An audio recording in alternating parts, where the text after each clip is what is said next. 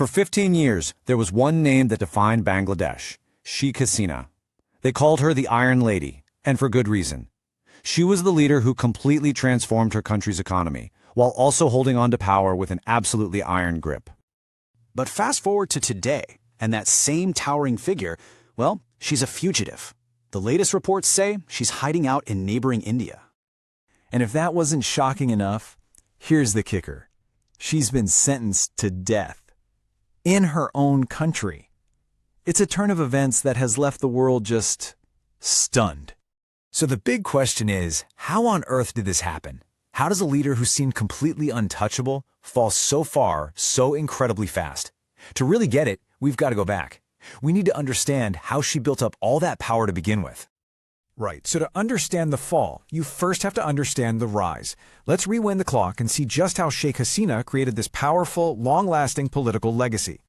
You know, her personal story is it's like something out of a movie, filled with unbelievable tragedy and triumph. I mean, she's the daughter of Bangladesh's founding father, but in 1975, almost her entire family was assassinated in a military coup. The only reason she survived is because she happened to be out of the country. After years in exile, she came back, rebuilt her father's political party from the ground up, and eventually, in 2009, she began that marathon 15-year rule. And for a long, long time, you couldn't argue with the results. They really seemed to speak for themselves. Under her leadership, Bangladesh saw some incredible economic growth. We're talking millions of people lifted out of poverty. Social indicators, things like health and education, they all improved.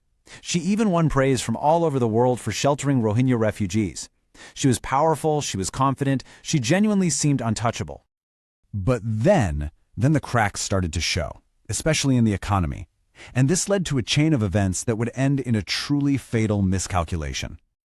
By early 2024, the economy was really in trouble. Inflation shot up to 10%. Now that number might just sound like a statistic, but for millions of ordinary families, it meant real, daily financial pain. The cost of everything was just going up and up. And then you add this on top of it, a staggering 20% youth unemployment rate. Just think about that for a second. 1 in every 5 young, educated people in the country couldn't find a job. You can imagine, this combination of high prices and no jobs was creating a perfect storm, a real pressure cooker of social unrest just waiting to explode. And the spark that finally lit that fuse? It was a really controversial job quota system. A court brought back this old rule that gave 30% of all government jobs to the descendants of freedom fighters from the 1971 war. Students looked at this and just saw it as completely unfair. And so they took to the streets in protest. Now, instead of listening to their concerns, Hasina made a critical error. She called the student protesters razakars. In Bangladesh, you have to understand, this is one of the worst, most deeply insulting things you can call someone. It refers to collaborators who worked with the Pakistani army during the Independence War, so she was basically calling the nation's youth traitors. It was a massive miscalculation. And what followed that insult was a brutal crackdown. The United Nations says that police and supporters of her party killed 1,400 students. 1,400. This, right here, was the point of no return. The entire nation just erupted in fury.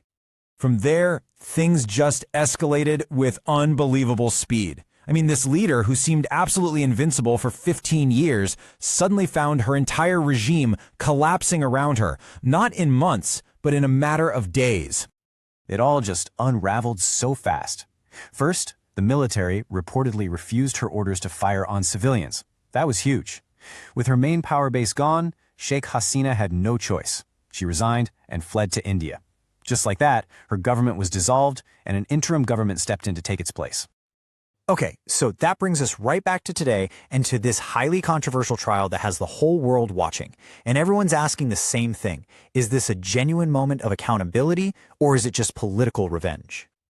Let's be clear, the charges against her are incredibly serious. We're talking about ordering a deadly crackdown, misuse of state power, and even crimes against humanity for causing those mass killings during the protests.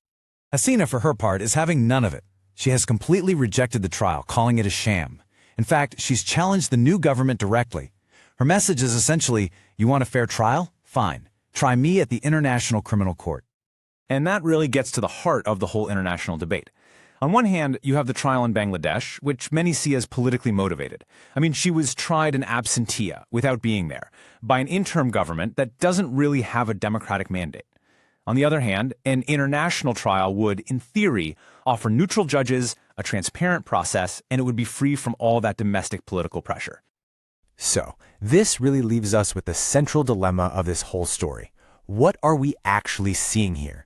Is this verdict a true justice for the victims of that brutal crackdown? Or is this simply the new government using the courts to get rid of a powerful political rival, once and for all? You know, when you look at the whole arc, from being the daughter of the nation's founder to a fugitive sentenced to death, Sheikh Hasina's story is just a powerful, stark lesson in how quickly absolute power can vanish. And it leaves Bangladesh facing one of the most uncertain chapters in its entire history.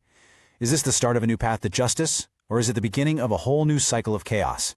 That's the question hanging over everything